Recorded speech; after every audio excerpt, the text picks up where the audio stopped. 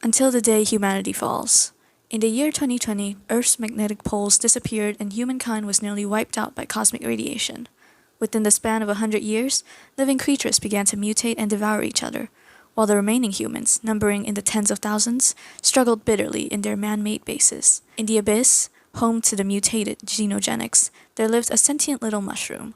Because it had been nourished by the blood and flesh of the deceased human Anja, not only did it take on a similar-looking human form, but a similar name as well, Anja.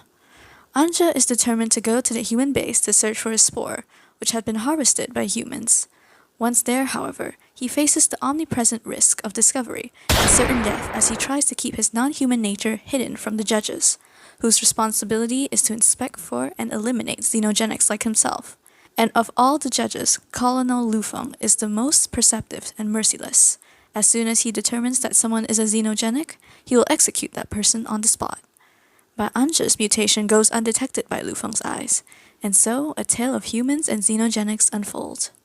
Little Mushroom, or Xiaomoku, is a novel written in 2019 by author jjwxc, consisting of 89 chapters. Her other popular works are Sea Language Cultivation and the #1 Pretty Boy of the Immortal Path. However, none of them reached the overwhelming success that Little Mushroom did. In 2021, this novel won the Silver Award at the 12th Chinese Nebula Awards for science fiction, making history as the first and only Danmei ever to receive a major award at the Chinese Nebula Award. When I was first introduced to this novel, I wasn't really hooked on the idea.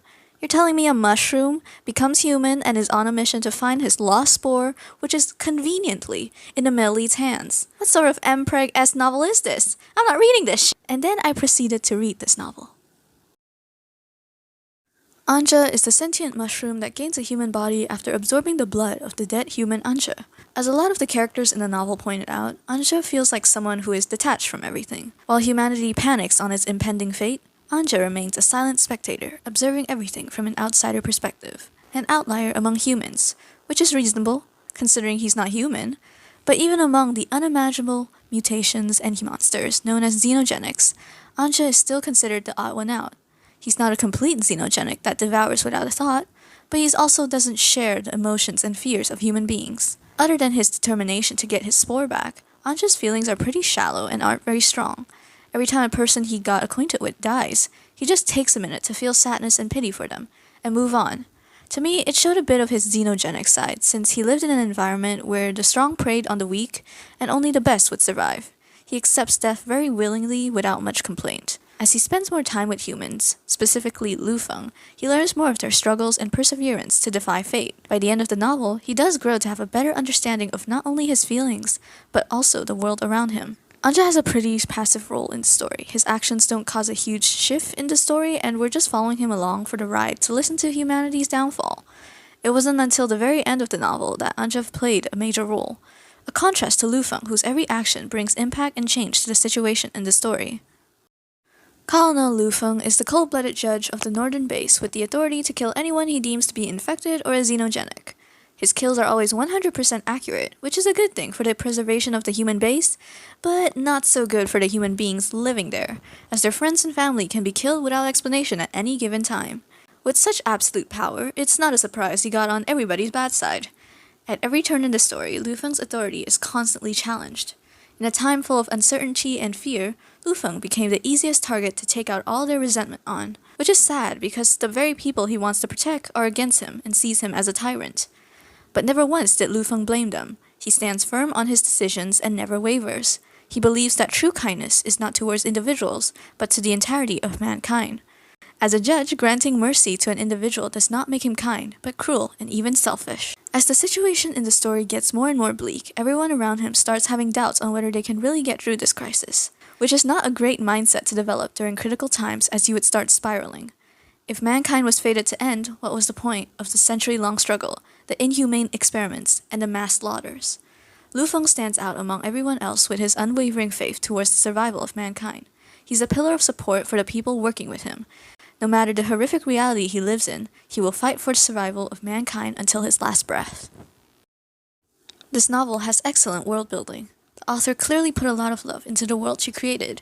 The detailed history outlining humanity's relentless efforts to survive, the inhumane laws implemented to ensure the longevity of the human race, along with the systems and organizations put in place to maintain order. The science and physics involved was also believable, and the deaths forced upon humans didn't feel like a stretch.